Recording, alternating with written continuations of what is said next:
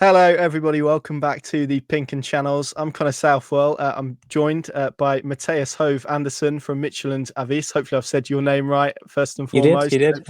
Brilliant, good. We've been given a lot of practice in Danish over the last couple of years, but we are here to speak about Pelle Mattsson, who of course is a Norwich City player. I think because of the circumstances around his transfer, which are well documented, and we won't go into them again. I think we're learning a little bit about Pelle Mattsson as we go, and of course, who better to speak to than somebody who has followed his career and his journey at Silkeborg. So, Matthias, I guess that's probably the best place to start. What sort of midfielder have Norwich City signed? Because there's been lots of debate around the player that they've lost in Marcelino Nunez and maybe him being a replacement and his sort of profile. So, what sort of profile of midfielder is he, having watched him, obviously, as you've done at Silkeborg for a number of years? Well, first of all, a very, what should you say, dedicated midfielder. You can almost see his heart through his shirt when he's playing for Silkeborg, or when he was playing for Silkeborg. He's been developing a lot, I think, over the last couple of years, where he got into the first team and started playing every Sunday. I mean, he used to be, you have this term in Denmark where you say he's like a garbage man. But it's not just, it's not just garbage management. He's been developing, and he has also been quite good at, what should you say, small passing, and he's been a more technical player over the last couple of years. And in terms of having sort of followed him at Silkeborg, he's obviously come through the academy, and I think you could see when his move to Norwich was confirmed, the quotes that obviously the club put out, the reaction. It feels like he's been a really loved player at Silkeborg. So just talk to us a little bit about his journey, because I know he's got a brother that plays football. It's a footballing family, isn't it? Sort of having spoken to a few people around it. So I'm sure that, as it is in England, when you get a player that comes through the academy, they're loved just that little bit more, aren't they? Because they understand what it means to represent the club. Yeah, exactly. And he has been extremely popular, just as his older brother Magnus was. Both of them came through, as you said, the youth academy and got into the first team. And well, Pelle Silkeborg is the only club that he has been representing all these years. So it means a lot for the fans and for the club as well, and Silkeborg as a city, to have these kind of players who develop from kids into stars that the local community can see themselves in. So that's a huge part of his story and legacy in Silkeborg. And in terms of him leaving, because you look at it, and again, I'm looking for afar. You're obviously much closer to the club than I am, but you look, 150 games he played, or roughly, won a cup with Silkeborg, was part of the team that finished third in the Superliga. Is it kind of too much to say he's kind of a legend at the club, or is it maybe a little bit? I think we kind of have fans' favourites. Is he more in that category, or do you think he really is kind of a legend, and that's how he'll be reflected upon? I think it's too early to say that he's a legend, because he's not only like 24 years old, so he has to be older than that to be a Silkeborg legend. But a fan favorite, that's for sure. I mean, it was also a bit interesting to see when he left, all the reactions here in Silkeborg, because obviously you're sad to see one of the best guys leaving. That's always hard for the supporters, but also in this case of Pelle Mattsson, there was this, everyone agreed that it was his time to leave the club. He deserved this move. And I think even in the club, in the staff as well, people were saying that he really deserves this. So just a positive story for everyone here in Silkeborg, even though it's been a hard blow as well, because they've got a bad start in the Superliga, and they are in the race for relegation as it looks right now.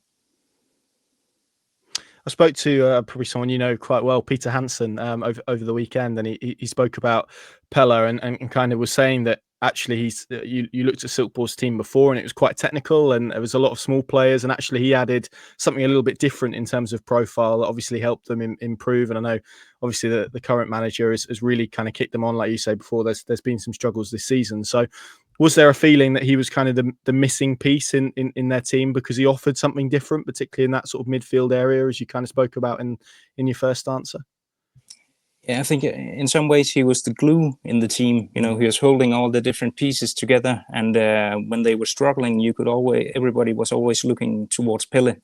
He was also always the guy who would go into a tough duel or make that important tackle that the team really needed. So yeah, he's just this combining figure that right now they have. I think maybe without knowing the case in Norwich too well, I think you miss that that top guy. You always knew what you got from him, and that's the case right now for Silkeborg without Pelle. And in terms of from an attacking perspective, because again, I think there's been a lot of stuff made because the player that Norwich have lost in Marcelino Nunes was very creative. He was, scored goals from range, free kicks as well. What's Pelle Mattsson like in that regard? Is he more kind of deep lying in terms of the way that he plays? Because I think that's been the perception here so far, that maybe he's slightly different to kind of the player that they've lost. I don't know how much or if any you've seen in Marcelino Nunes, but is it fair to say Pelle Mattsson is a bit more deeper lying, a bit more kind of controlling as a midfielder in terms of that possession, rather than somebody who perhaps is going to get lots of assists and be involved in the final third of the pitch, or do you think he could do that as well? I think that would be fair to say. I mean, he's not as creative, I think. But as I said in the beginning, he has developed in that part of the play as well. But Silkeborg has been under Kent Nielsen, the current manager, who's been here for a lot of years. Who also played for Aston Villa and won the European Cup with Denmark. I mean, the Euros. They've been playing with this 4-3-2-1 tactical approach. I mean, like a Christmas tree. And Pelle started out as an 8, playing one of the 2 midfielders there. But in the last season, he played as a 6, and that's actually his favorite position. I mean, so back on the pitch, he's better than as an 8, as I see it. What has this summer been like for him? Because clearly there's been lots of speculation about Norwich, and there was a lot in the early part of the summer. Then Norwich signed Mirko Topic, and kind of felt like it was over and it was done, and it didn't really feel like that was going to happen. And obviously it's been reignited. I know there was some quotes from him earlier in the summer about how much he's kind of struggled with the speculation. So has it been obvious from his own performances that actually maybe this speculation, which I'm sure has been new to him as well, has maybe affected him in a negative sense, or more than maybe we would think? Is that kind of fair? Yeah, I think that's fair. It did affect him, and it was a new situation for him to be in. Also because it has never been a secret that he wanted to go to England. That was like his big dream. I spoke to him about it for, I think, 4 or 5 years ago. So it's always, when you have the dream and you can almost touch it, then it's difficult. I mean, for a young man like Pelle to see, when it first came up with Portsmouth and then with Norwich afterward, and then both clubs seems to be looking in a different direction, that affected him, and he didn't play the best matches that we have seen for him in Silkeborg. And I mean, as you say, clearly his performances have warranted sort of attention, but do you feel it? I mean, I know you kind of said there's the feeling inside the club that it's the right step, but the Championship, the intensity, 46 games, it's a physical league. Do you feel like he can step into that and handle that quite well, or do you think it's one of those where it might require just a period of him getting used to, particularly given obviously how quickly it's all moved for him? Yeah, I think it would take some time to adapt. I mean, it's also a big move when you have always been in your hometown to go to a different league, and you have to adapt to that. But I think when it comes to his physicality, his physical package, I'm not concerned about him going to the Championship. I mean, he's a very physical player, and he's also, like I said in the beginning, that dedication.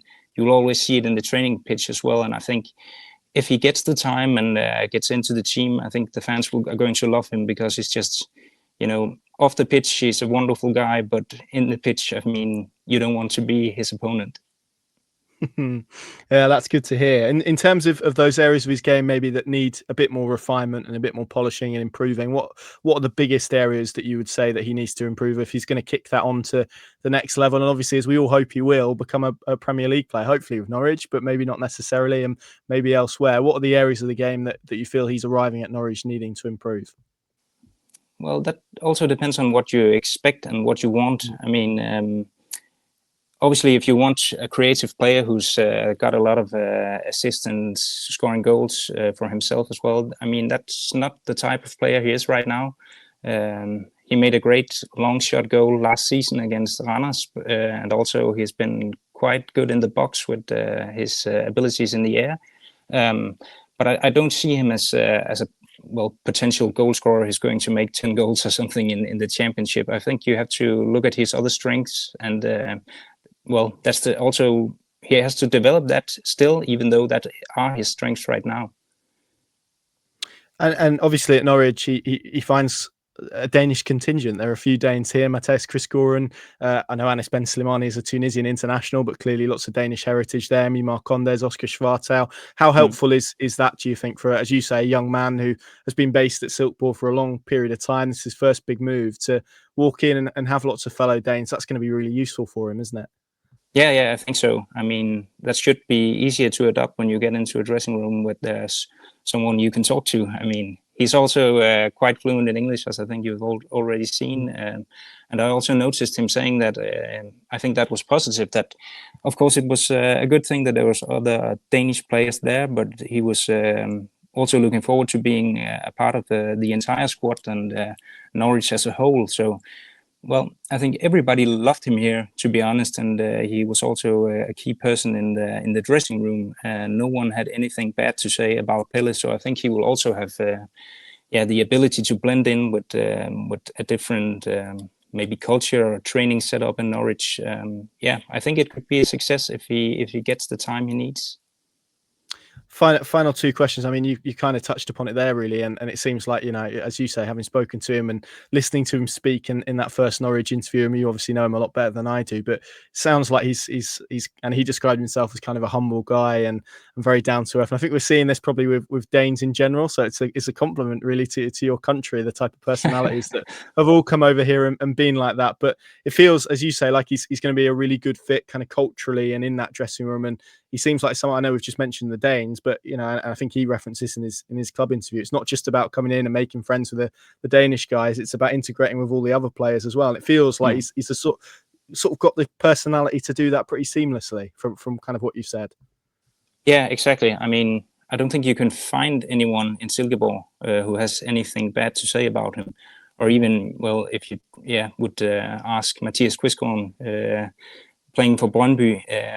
I mean, the opponents, I mean, in the pitch, as I said earlier, I think he was hard to play against, but I think also there was this respect around Pelle, and he developed a lot in the last 2 seasons in the Superliga. So, I was asked, I think, the same thing when Stefan Teitur Thordarson went from Silkeborg and went to Preston. And I think this is, well, not the same case, but slightly. I mean, he's a different type of personality, but I think he has the ability and first of all, the physical package to be a success in the championship. Final question, and I'm learning a lot about the Danish expression. You cry with one eye and smile with sort of half the other. If I've probably got that wrong, but I've learned that expression having spoken to a few Danes in the last year or so. Everything that's happened at Norwich, but it feels like that's kind of been the case internally at Silkeborg. What's the reaction to the fans been like? Because you say he's been loved. Silkeborg are struggling on the pitch. Has there been any sort of frustration, or is there a real understanding of him taking this next step? And I guess secondly on that, are Norwich suddenly going to have a lot of people in Silkeborg watching their games because of Pelle Mattsson moving across and playing for them?